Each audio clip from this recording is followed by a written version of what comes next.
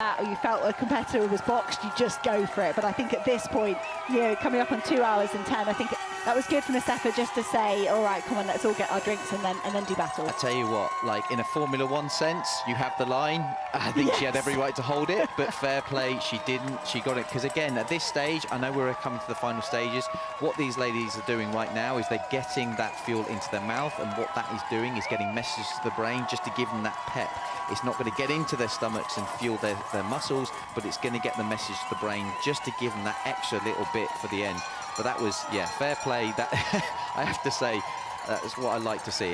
Hopefully that will translate to a fair result at the end. But that was a quick mile from Helen, really quick, and we're still just inside women's only world record pace. It's a 2:08:27 through 40 kilometres for the lead three athletes.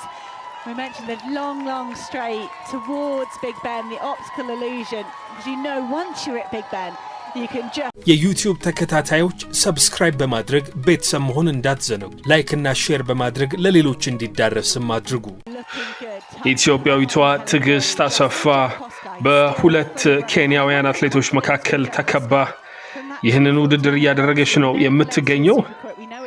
የኤሊት ውድድሮቹም በአሁኑ ሰዓት ሶስቱ አትሌቶች ወደ ሁለት ዝቅ ለማለት የተንደረደሩ ነው ያሉት። ሴባስቲያን ሳዌ አሁንም ውድድሩን እየመራ ነው የሚገኘው። ዮሚፍ ቀጀልቻ ከኋላ ሆኖ ይህንን ኬንያዊ አትሌት እየተከተለው ይገኛል። በጣም አስገራሚ የሚባል ውድድር እየተመለከትን ነው በለንደን። ሴባስቲያን ሳዌ ያለፈው ዓመት የለንደን ማራቶን አሸናፊ ክብሩን መልሶ ለማስጠበቅ ፍላጎቱ ያለው ይመስላል። ለመጀመሪያ ጊዜ የማራቶን ውድድርን በለንደን እየሮጠ የሚገኘው ዮሚፍ ቀጀልቻ ብዙዎች ባልጠበቁበት ሁኔታ እስከ ውድድሩ የመጨረሻ ምዕራፍ ከመሪዎቹ ተርታ ሆኖ እየተከተለ ነው የሚገኘው። የ31 ዓመቱ ሴባስቲያን ሳዌ ከዚህ ቀደም በበርሊን ማራቶን በ2025 አሸናፊ ሆኖ እንዳጠናቀቀ ይታወሳል። ይህ አትሌት በግማሽ ማራቶን በአገር አቋራጭ ውድድር ለኬንያ ትልልቅ የሚባሉ ክብሮችን ማሳካት የቻለ ነው። ሴባስቲያን ሳዌ የመጀመሪያ የለንደን ማራቶን ውድድሩን በ2025 አሸንፎ እንዳጠናቀቀ ይታወሳል። ዘንድሮም ተመሳሳይ ክብሩን ለማስጠበቅ ነው ፍላጎቱ ሴባስቲያን ሳዌ። የዮሚፍ ቀጀልቻ ግን እጅግ የሚገርም ነው። የመጀመሪያ ማራቶን ውድድሩን እያደረገ የሚገኘው የ28 ዓመቱ ሯጭ ማንም በዚህ ደረጃ ይሆናል ብሎ የጠበቀው የለም። ለኢትዮጵያ በዓለም ሻምፒዮና በ10000 ሜትር የብር ሜዳሊያዎችን 2019 ዶሃና 2025 ቶኪዮ ላይ ማስመዝገብ የቻለ ሯጭ ነው። በቤት ውስጥ ውድድሮች በ3000 ሜትር አስገራሚ የሚባሉ ድሎችን ለኢትዮጵያ አስመዝግቧል። 2 የወርቅ ሜዳሊያ ፖርትላንድ ኦሬገን 2016 እና በበርሚንጋም 2018 ላይ ወርቅ አምጥቷል። እነዚህ ሁለት አትሌቶች ከጀርባቸው በቅርብ ርቀት ጃኮብ ኪፕሊሞ ይታያል። የሴቶቹ ውድድር 2 ሰዓት ከ10 ደቂቃ በላይ ሮጠውበታል። አሁንም ከፊት ሆና ሄለን ኦቢሪ እየመራች ትገኛለች። ሄለን ኦቢሪ በትራክ ለኬንያ ያላስመዘገበችው አይነት ክብር ያላስመዘገበችው አይነት ስኬት የለም ብሎ በድፍረት መናገር ይቻላል። ከ1500 ሜትር ጀምሮ እስከ 10000 ሜትር ድረስ የምትሮጠው ሄለን ኦቢሪ የ36 ዓመቷ አንጋፋ አትሌት ወደ ማራቶን ፊቷን ካዞረች በኋላ በ2023 የቦስተን ማራቶን የወርቅ ሜዳሊያ፣ በኒውዮርክ 2023 የወርቅ ሜዳሊያ፣ በ2024 የቦስተን ማራቶን የወርቅ ሜዳሊያ፣ ዳግም በ2025 ቦስተን ላይ ኒውዮርክ ላይ ወርቅ ሜዳሊያን ወስዳለች። ከዛ ባለፈ ለንደን ላይ የመጀመሪያ ወርቅ ሜዳሊያውን ለመውሰድ ነው ከፊት እየታገለች የምትገኘው። በኒውዮርክ እና በቦስተን ከዚህ በፊት የብር ሜዳሊያዎችን ወስዳለች። ፍጥነቷን ጨምራ ከፊት ሆና ለመምራት እየሞከረች ነው። ትዕግስት አሰፋ፣ ጆስሊን ጄፕኮስ ጋር እየተከተሏት ይገኛሉ። ትዕግስት አሰፋ በለንደን ማራቶን ከዚህ ቀደም በአሸናፊነት አጠናቃለች። ያውም ደግሞ የሴቶች ብቻ የዓለም ክብረ ወሰንን በመስበር ነው ከዚህ ቀደም ያሸነፈችው። እቺ አትሌት የ800 ሜትር አትሌት መሆኗ ይታወሳል። ከዚህ ቀደም በትራክ 800 ሜትር ላይ ነበረ ትሮጥ የነበረችው።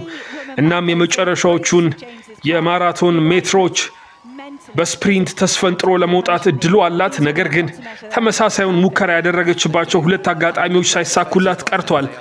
በፓሪስ ኦሎምፒክ ሲፈን ሐሰን በመጨረሻዎቹ ሜትሮች ላይ ተስፈንጥራ በመውጣት የኦሎምፒክ የወርቅ ሜዳሊያዋን እንደወሰደችባት ይታወሳል።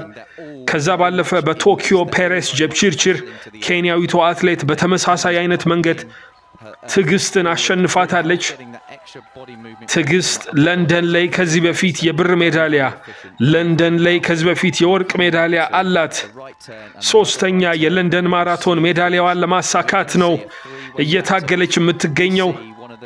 መረሳት የሌለባት ባለ ሰማያዊ ለባሿ ጆስሊን ጀብኮስጋይ ናት። የ32 ዓመቷ ኬንያዊት በለንደን ማራቶን ከዚህ በፊት አሸንፋ ታውቃለች። 2021 ላይ የወርቅ ሜዳሊያ ለንደን ላይ ወስዳለች። በ2022 የብር ሜዳሊያ ለንደን ላይ ወስዳለች።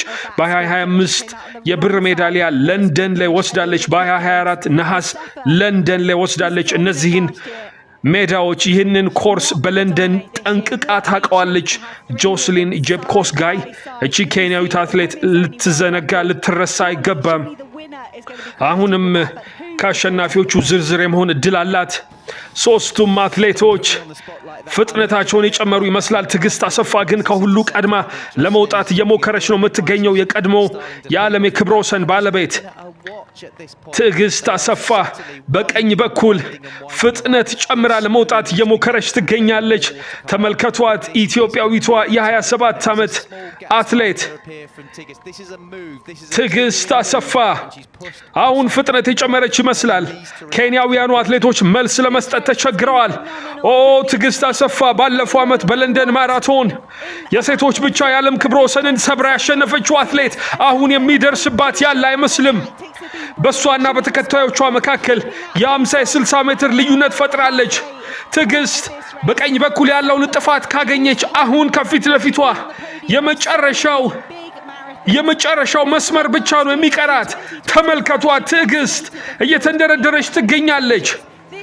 የፓሪስ ኦሎምፒክ የብር ሜዳሊያ ባለቤት፣ የኢትዮጵያ የማራቶን ክብረ ወሰን ናሽናል ሬከርድ ባለቤት 2:11:53 ትዕግስት በተከታታይ ሁለት የለንደን ማራቶኖች አሸናፊ ሆኖ ለማጠናቀቅ የመጨረሻ ፍጥነቷን እየተጠቀመች ትገኛለች። ተመልከቷት። ትዕግስት እየተንደረደረች ነው።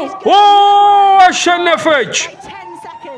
ትዕግስት አሰፋ ባለፈው ዓመት በሴቶች ብቻ የተሮጠ የዓለም ክብረ ወሰንን ሰብራ አጠናቃ ነበር። ዘንድሮም በተመሳሳይ በሴቶች ብቻ የተሮጠ የዓለም ክብረ ወሰንን ሰብራ በለንደን ማራቶን አሸንፋለች። ሄሌን ኦቢሪ ሁለተኛ፣ ጆስሊን ጀብኮስጋይ ሶስተኛ። እነዚህ ሶስት አትሌቶች ለብቻቸው ሆነው ረጅሙን የማራቶን ክፍል ሲሮጡና ሲመሩ ነበረ። አሸናፊዋ ኢትዮጵያዊቷ ትዕግስት አሰፋ ሆናለች። መልካሙ አትሌት በገመደው ደደፎ የምትሰለጥነው ትዕግስት አሰፋ ተመልከቱ፣ ከአሰልጣኟ ጋር ተቃቅፋለች። ትዕግስት አሰፋ ባለቤቷ ኢዮብ ከፊት ለፊቷ በጣም በሚገርም የፍቅር ሁኔታ ደስታቸውን በጋራ ገልጸዋል። ትዕግስት አሰፋ በተከታታይ ሁለት የለንደን ማራቶኖች አሸናፊ ሆና ማጠናቀቅ ችላለች። በቶኪዮ ዓለም ሻምፒዮና እቺ አትሌት በመጨረሻዎቹ ሜትሮች ነበረ ሁላችንም እንደምናስታውሰው በፔሬስ ጀፕቺርቺር ተቀድማ የወርቅ ሜዳሊያውን ያጣችው የቀድሞ የዓለም ክብረ ወሰን ባለቤት ናት ትዕግስት አሰፋ። ሩት ቸፐንጌቲች ይህንን የዓለም ክብረ ወሰን እስክትነጥቃት ድረስ 2:11:53 የዓለም ክብረ ወሰን ነበር። ደስታዋን ተመልከቱት፣ ጩኸቷን ተመልከቱት። ይገባታል። እጅግ ከፍተኛ የሚባለውን ጉርሻ የገንዘብ ጉርሻ የምትወስድ ይሆናል ትዕግስት አሰፋ። በአዲዳስ የምትሮጠው ትዕግስት በተከታታይ ሁለት የለንደን ማራቶኖች ላይ በሴቶች ብቻ የተሮጠ የዓለም ክብረ ወሰንን በመስበር አሸንፋለች። ደስታዋን አሁን እያጣጣመች ነው የምትገኘው። ዋው ይገርማል። ትዕግስት በጣም ጥሩ ሩጫ በታክቲክ የበላይነት ያሳየችበት አስገራሚ አጨራረስ፣ በመጨረሻም የወርቅ ሜዳሊያ። አዎ አሁን ደጊቱ አዝመራውን ነው እየተመለከትን የምንገኘው። ሌላኛዋ ኢትዮጵያዊት ይህንን ውድድር አራተኛ ሆና ለማጠናቀቅ ተቃርባለች። ነገር ግን ከአሸናፊዎቹ ጋር ያላት የደቂቃ ልዩነት እጅግ የሰፋ ነው። ደጊቱ አዝመራው በጣም የምትደሰትበት ውጤት እንደሚሆን ምንም ጥርጥር የለውም። ለደጊቱ አዝመራውም ቢሆን እንደነዚህ ያሉ ጠንካራ አትሌቶች በተደረደሩበት በዚህ ውድድር ላይ አራተኛ ሆኖ ማጠናቀቅ ቀላል የሚባል አቺቭመንት አይደለም። ይገርማል። የትዕግስት አሰፋ እድገት። እቺ አትሌት የመጀመሪያ የማራቶን ሩጫዋን ሳውዲ አረቢያ ሪያድ ላይ ነበረ ያደረገችው በ25 ዓመቷ በ2022 የዚያኔ ስትገባ 2 ሰዓት 34 ደቂቃ ከ01 ሰባተኛ ሆና ነበር የጨረሰችው። በአራት ዓመታት ውስጥ ትዕግስት አሰፋ እንዲህ ባለ ሁኔታ ተቀይራ የዓለምን የሴቶች የማራቶንን መድረክ ትቆጣጠራለች ብሎ የገመተ የለም። የሚገርመው ከዛ በኋላ ባደረገቻቸው 7 የማራቶን ሩጫዎች 4ቱን በአንደኛነት ነው ያጠናቀቀችው። በለንደን 2 ጊዜ፣ በበርሊን 2 ጊዜ ሜጀር ማራቶኖቹን በበላይነት ጨርሳለች። ማን ያምናል? ከ4 ዓመት በፊት እቺ አትሌት 2:30 ቤት ምትገባ አትሌት 2:34 ውድድሯን ምትጨርስ ነበረች ቢባል ደግሞ እድሜዋም ገና ነው። 29 ዓመቷ ላይ የምትገኘው ትዕግስት አሰፋ ከዚህ በኋላ ለረጅም ዘመናት የሴቶች የማራቶንን መድረክ ተቆጣጥሮ የመቆየት አቅሙ አላት። ለኢትዮጵያ በትልልቅ መድረኮች ላይ ትልልቅ የሚባሉ ክብሮችን የማሳካት እድሉ ገና ከዚህ በኋላ ይጠብቃታል።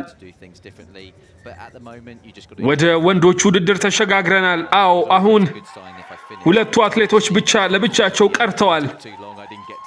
ሴባስቲያን ሳዌና ዮሚፍ ቀጀልቻ ረጅሙን የማራቶን ክፍል አጠናቀው ለሁለት ቀጣዩን 5 ኪሎ ሜትር ያነሰ ሩጫ ለማድረግ እየተንደረደሩ ነው የሚገኙት። ጃኮብ ኪፕሊሞ አሁንም ባክግራውንድ ውስጥ ይታያል። ነገር ግን እነዚህ አትሌቶች ላይ ለመድረስ የሚቻለው አይመስልም። ተመልከቱት፣ ፍጥነታቸውን ተመልከቱ። እነዚህ አትሌቶች እያንዳንዱን የ5 ኪሎ ሜትር ስፕሊት 14 ደቂቃ ገደማ ነበረ ሲገቡ የነበረው። አሁን ግን ከ14 ደቂቃ በታች የመጨረሻውን 5 ኪሎ ሜትር ስፕሊት ያጠናቀቁ ይመስላሉ። እንደዚሁ ባለው መንገድ የሚቀጥሉ ከሆነ ምናልባትም የዓለም ክብረ ወሰን ሊገነደስ ይችላል። ከዛ ባለፈ ደግሞ ከ2 ሰዓት በታች የመግባትም እድል አላቸው። እነዚህ አትሌቶች በታሪክ ተደርጎ የማይታወቀውን አዲስ ነገር ሊፈጽሙ ይችላሉ። ኬልቪን ኪፕቱም ነው የዓለም ክብረ ወሰንን የያዘው 2:00:35። ምናልባት ከዛ በታች የመግባት እድል አሁንም አላቸው። አማነንጎሌ ኬንያዊቱ አትሌት ውድድሯን ስታጠናቅቅ አይተናል። በለንደን ማራቶን 5ኛውን አጠናቃለች። ወደ ወንዶቹ ተመልሰናል። ዮሚፍ ቀጀልቻ በትራክ ውድድሮች ከ1500 ሜትር ጀምሮ ትልልቅ የሚባሉ ስኬቶችን ያስመዘገበ ሰው ነው። የመጀመሪያ የማራቶን ሩጫውን እንዲህ ባለ መንገድ ይሮጣል ብሎ የገመተ አንድም ሰው አልነበረም። በ1500 ሜትር 3 ደቂቃ ከ32:59 ያለው ምናልባት ይህንን ፍጥነቱን ተጠቅሞ መጨረሻ ላይ ሴባስቲያን ሳዌ ጉድ ሊሰራው ይችላል። 1 ማይልን 3 ደቂቃ ከ58 ሮጧል። በ3000 ሜትር በ5000 ሜትር የሚገርሙ ሰዓቶች አሉት። በተለይ ኦስሎ ላይ በ2024 12 ደቂቃ ከ38 የገባበት የ5000 ሜትር ፈጣኑ ሰዓቱ ነው። በ7 ደቂቃ 23 የ3000 ሜትር ፈጣን ሰዓት አለው። 10000 ሜትርን 26:31 አለው። ተመልከቱ ስፕሊታቸውን። እነዚህ አትሌቶች አንዱን ኪሎ ሜትር በምን አይነት ፍጥነት እየገነደሱት በምን አይነት ፍጥነት እየቆረጡት እንዳለ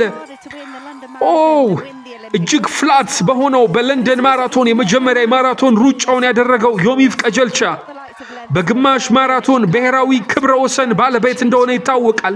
ቫሌንሲያ ላይ በ2024 የገባበት 57 ደቂቃ 30 ሰከንድ ብሔራዊ ክብረ ወሰን ነው። ለአጭር ጊዜም ቢሆን የዓለም ክብረ ወሰን ሆኖ ከዚህ በፊት ተቀምጦ ያውቃል በ10 ኪሎ ሜትር። ይሄ አትሌት 26 ደቂቃ ከ37 አለው። ተመልከቱ፣ ሴባስቲያን ሳዌ የመጨረሻ ፍሳሹን ወስዷል። የመጨረሻ ፈሳሹን ወስዷል። አዎ ሴባስቲያን ሳዌ ፈጣን የሚባለው ሰዓቱ 2:02:27 ነው። ለዮሚፍ ቀጀልቻ ግን የማራቶን ፈጣን ሰዓቱን ማሳየት አንችልም፣ ምክንያቱም ይሄ የመጀመሪያው ሩጫ ስለሆነ። ፈጣን የሚባል ሩጫ ሁለቱ አትሌቶች እያደረጉ ነው። አሁንም እየገፉት ነው ያሉት።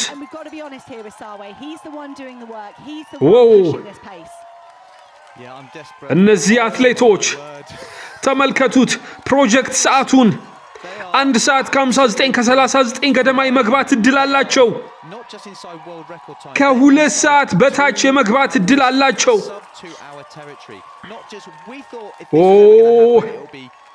ሁለቱ አትሌቶች ለብቻቸው ተነጥለው ወጥተው ማራቶኑን በፍጥነት እየገፉት ነው የሚገኙት። ሴባስቲያን ሳዌ ከዚህ በፊት በለንደን ማራቶን አሸናፊ ሆኖ አጠናቆ ያውቃል። እያየን ያየነውን ነገር እየተመለከትን ያለነውን ነገር ለማመን በጣም የሚከብድ ነው። የግማሽ ማራቶን ፈጣን የሚባሉ ሰዓቶች አሏቸው። ነገር ግን በማራቶን እነዚህ አትሌቶች ተአምር ያስመለክቱን ይሆን ወይ? ተመልከቱ፣ የዓለም ክብረ ወሰን 2:00:35 ነው። ፕሮጀክት ተደርጎ ሊገቡ የሚችሉበት ሰዓት 1 ሰዓት ከ59 ከ53 ነው። ከ2 ሰዓት በታች የመግባት እድል እንዳላቸው በአሁኑ ሰዓት ኮምፒውተሩ ፕሮጀክት አድርጎ ተንብዮአል። 4 ደቂቃ ገደማ ብቻ ነው የቀራቸው እንደማለት ነው። አድማጮች፣ ተመልካቾች፣ ዮሚፍ ቀጀልቻ ሴባስቲያን ሳዌ በሰው ልጅ ታሪክ ለመጀመሪያ ጊዜ ይፋዊ በሆነ ውድድር ከ2 ሰዓት በታች ይገቡ ይሆን? ከዚህ በፊት 2019 ላይ ኢኒዮስ ባዘጋጀው የ1:59 ቻሌንጅ ኤልዩድ ኪፕቾጌ 1 ሰዓት ከ59 ደቂቃ ከ40 ገብቶ ማራቶንን አጠናቆ ያውቃል። ነገር ግን ያ ማራቶን ይፋዊ ውድድር አይደለም። ይልቁኑ ኤልዩድ ኪፕቾጌ 1:59 እንዲገባ ታቅዶ በርከት ባሉ አሯሯጮችና በተለያዩ ቴክኖሎጂዎች በመታገዝ የተደረገ ውድድር ነው። ይህ ግን ሌላ ነው። ይህ ይፋዊ ውድድር ነው። ሴባስቲያን ሳዌ ፍጥነቱን ጨምሯል። ዮሚፍ ቀጀልቻ የኬንያዊውን አትሌት ፍጥነት መቋቋም ይችል ይሆን? አብረን እንመለከታለን። ሴባስቲያን ሳዌ ከዚህ በፊት በበርሊን ማራቶን፣ በለንደን ማራቶን በ2025 አሸናፊ ሆኖ ሲያጠናቅቅ አይተነዋል። የማራቶንን ታሪክ ሪራይት የማድረግ እድል አላቸው፣ ዳግም ሰርዞ የመጻፍ። ሴባስቲያን ሳዌ በበርሊን ባለፈው ዓመት የግል ፈጣን ሰዓቱን 2:02:16 የሮጠ ሰው ነው። በዚሁ መድረክ ለንደን ላይ ባለፈው ዓመት 2:02:27 በመግባት አሸንፏል። ምንም አይነት የድካም ስሜት በሁለቱ አትሌቶች ፊት ላይ አይታይም። ምን ልንመለከት እንችላለን? ቫሌንሲያ ላይ ይሄ አትሌት ሴባስቲያን ሳዌ በ2024 ማራቶንን 2:02:05 ገብቷል። በዴንማርክ ኮፐንሃገን በግማሽ ማራቶን 58:05 የገባ አትሌት ነው። ጥርና የካቲት ላይ ባለፈው ዓመት በጉዳት ምክንያት ስትረስ ፍራክቸር ወይንም የአጥንት መሰንጠቅ ገጥሞት ያለ ውድድር ነበር የቆየው። ረዘም ላለ ጊዜ ራሱን በልምምድ አቆይቷል።